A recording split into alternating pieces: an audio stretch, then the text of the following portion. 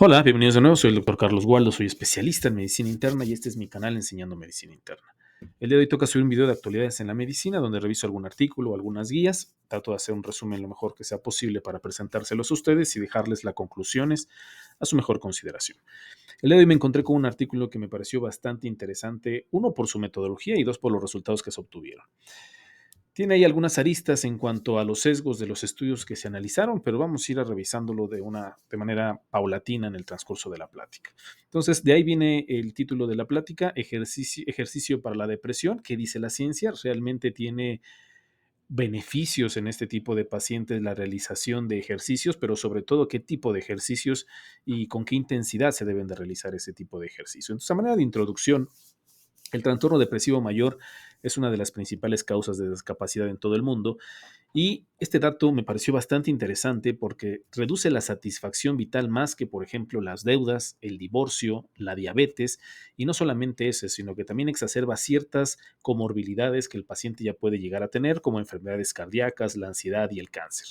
Si bien hay muchos pacientes que responden de una manera adecuada a psicoterapia y tratamientos farmacológicos, existe todavía un porcentaje importante de pacientes que van a ser resistentes a los tratamientos convencionales, que son estos que les estoy diciendo. Entonces, se ha encontrado que el ejercicio puede ser un complemento ideal para este tipo de pacientes y en ocasiones pudiera llegar a sustituir algunas de las terapias convencionales. Sin embargo, como les venía comentando, la evidencia con la que se cuenta hasta el momento sobre el ejercicio, pues todavía es limitada, todavía hay estudios no son del todo muy adecuados, por lo que este tipo de análisis o estos tipo de metaanálisis nos viene a dar un poquito de luz sobre estas cuestiones.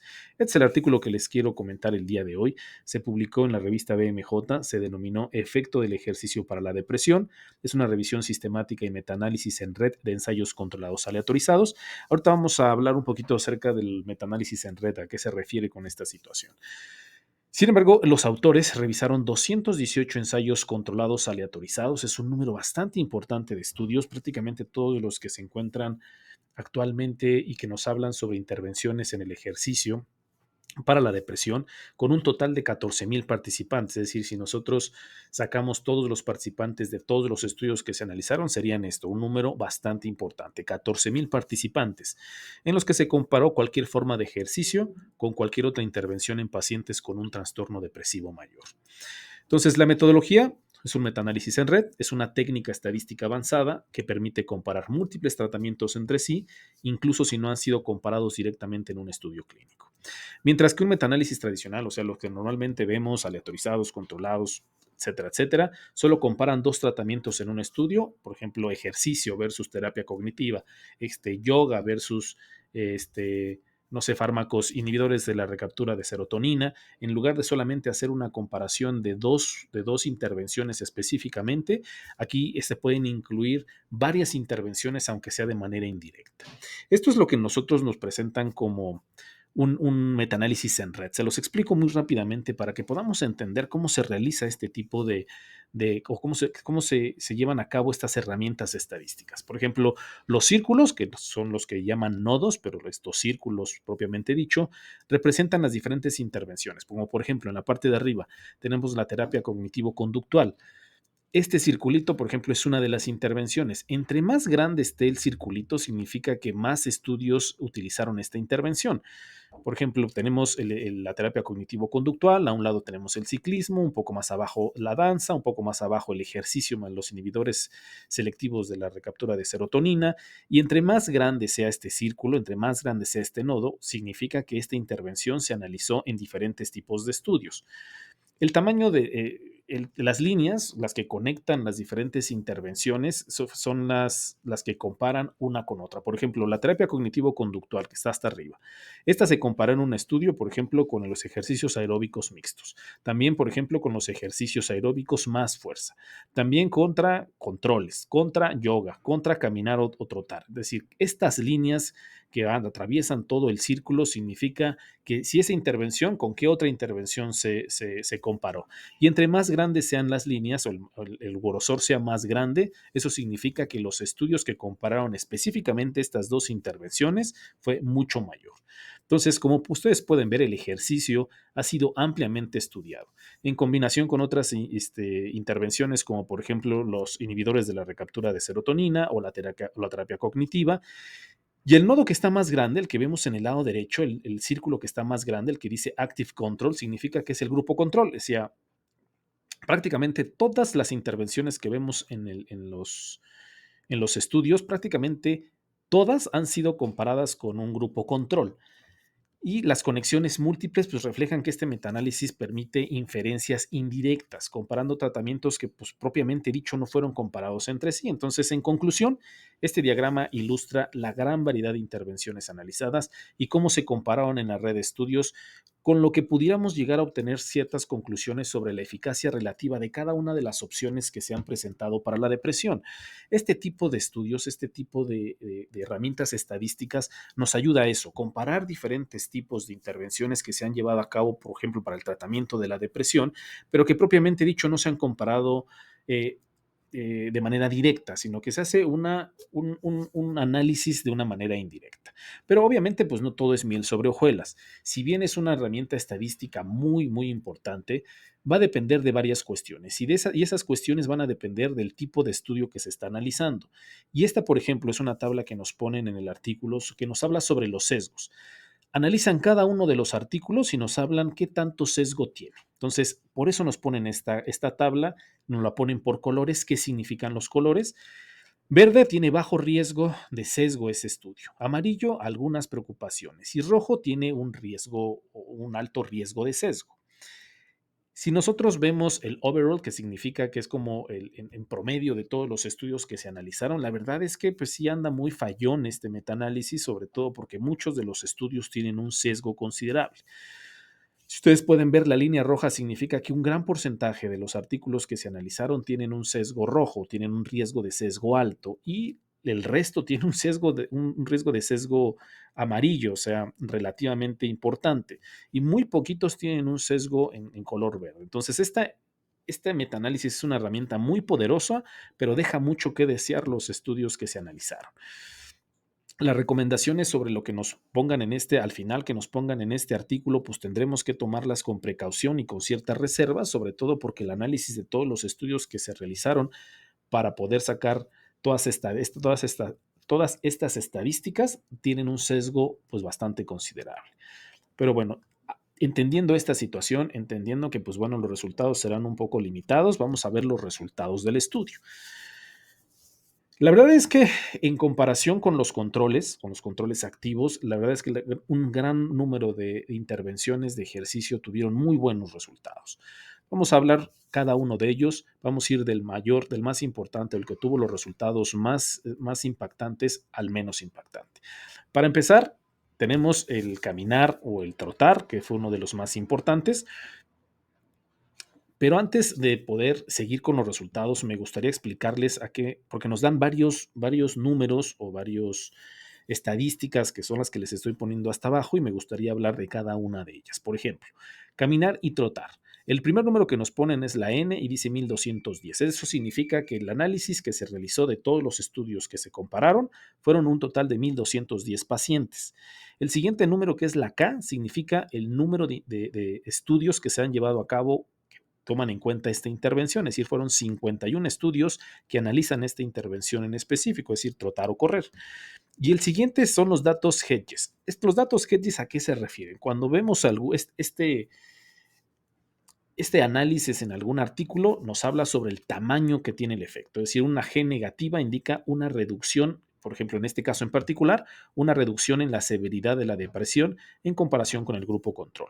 Y así como lo vemos, este estudio tiene para trotar y caminar y trotar, tiene una Hedges de menos 0.62, es decir, es mucho mejor que el control para mejorar la depresión. Y el intervalo de credibilidad o de confianza es del 95%. Este nos habla qué tan estadísticamente significativo es, si realmente tiene un valor estadístico. Y pues este sí lo tiene. Entonces, dentro de las intervenciones que se han llevado a cabo de las actividades físicas, este es el que ha tenido mejor resultado, el caminar o trotar. Y de ahí vienen algunas otras intervenciones, por ejemplo, el yoga. La yoga podemos ver que fueron analizados en 1047 pacientes con un total de 33 estudios con una G de menos 0.55. Poquito menos que caminar o trotar, que era de menos 0.62, pero también tiene una reducción importante en la depresión en los pacientes. El siguiente es el ejercicio que se combinó con un inhibidor selectivo de la recaptura de serotonina, un total de 268 pacientes que se analizaron en 11 estudios y con una G de menos 0.55. Muy similar, prácticamente igual a la yoga, también tiene repercusiones bastante importantes en el manejo de la depresión. Ejercicio aeróbico más terapia, un total de 404 pacientes en 15 estudios con una G de menos 0.54, poquitito abajo de las dos intervenciones previas que les estaba comentando. Actividad de fuerza, es decir, de fortalecimiento muscular, entrenamiento de fuerza, también tuvo un impacto en la depresión, con un total de 643 pacientes analizados en 22 estudios con una G de menos 0.49, que también todos estos que les estoy mencionando con un intervalo de confianza estadísticamente significativo. Ejercicios aeróbicos mixtos, un total de 1,286 pacientes analizados en 51 estudios con una G de menos 0.43, también tiene un impacto estadísticamente significativo. El Tai Chi, con un 343 pacientes en 12 estudios con una G de menos 0.42, también tiene bastante importante. Sin embargo, por ejemplo, los inhibidores selectivos de la recaptura de serotonina solamente tuvieron un efecto muy pequeño en la mejoría de estos pacientes y pues en el borde de que sea estadísticamente significativo. Entonces, realmente la mayoría de las actividades físicas que les comenté previamente tienen un impacto verdaderamente significativo en los pacientes con depresión. Y esas son las conclusiones de los autores, se las menciono de una manera textual.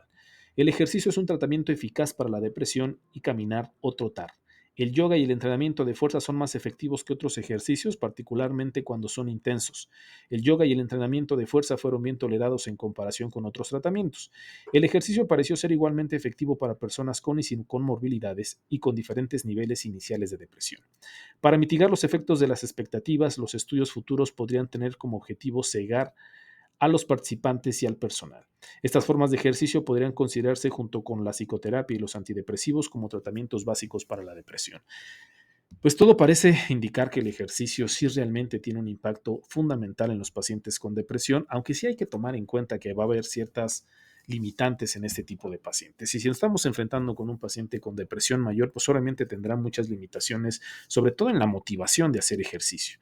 Entonces, para eso sí se necesita una evaluación multidisciplinaria entre el internista, el psicólogo, el terapeuta físico, para llevarlo de la mano, hacerlo de una manera escalonada, saber cuáles son sus preferencias, cuáles son sus limitaciones físicas, establecer un programa de entrenamientos que el paciente los pueda realizar, que no a lo mejor no intervengan tanto o no interfieran tanto en sus actividades cotidianas del día.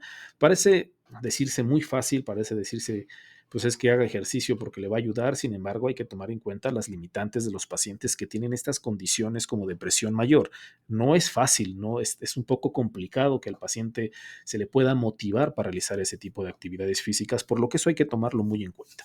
Entonces, los efectos del ejercicio podrían estar mediados por alguna combinación de interacción social, atención plena, mayor autoeficacia. Estas son cuestiones que también nos hablan dentro del estudio. ¿Por qué los pacientes con depresión tienen esta mejoría al realizar actividades físicas? Y estos son lo que nos comentan a grandes rasgos de por qué pudiera llegar a tener un lado muy positivo que el paciente realice actividades físicas cuando tiene esta condición.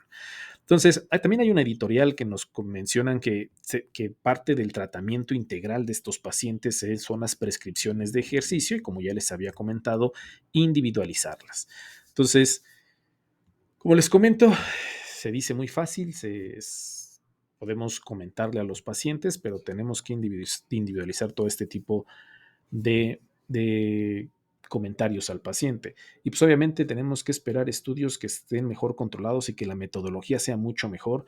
Si a pesar de que este estudio analizó un gran porcentaje de estudios a su vez y muchos pacientes, que fueron 14,000 pacientes, pues deja mucho que desear la metodología de la mayoría de esos estudios, por lo que tendremos que esperar estudios un poquito más serios, cegados, y que no tengan tanto sesgo ni tantos problemas metodológicos y sobre todo que nos hablen sobre la cantidad de ejercicio, la intensidad, y nos hablen de programas en diferentes tipos de poblaciones, en fin. Es un buen paso, la verdad es que son resultados alentadores que nos van llevando a una dirección que pues la mayoría de nosotros sabemos que es benéfico para muchas cuestiones, no solo para la salud física, sino también para la salud mental. Sin embargo, tenemos que tener resultados y conclusiones mucho más sólidas al respecto para poder darlo como un tratamiento ya de cajón a todo este tipo de pacientes. Y pues nada, que tengan un bonito día y una excelente, excelente semana.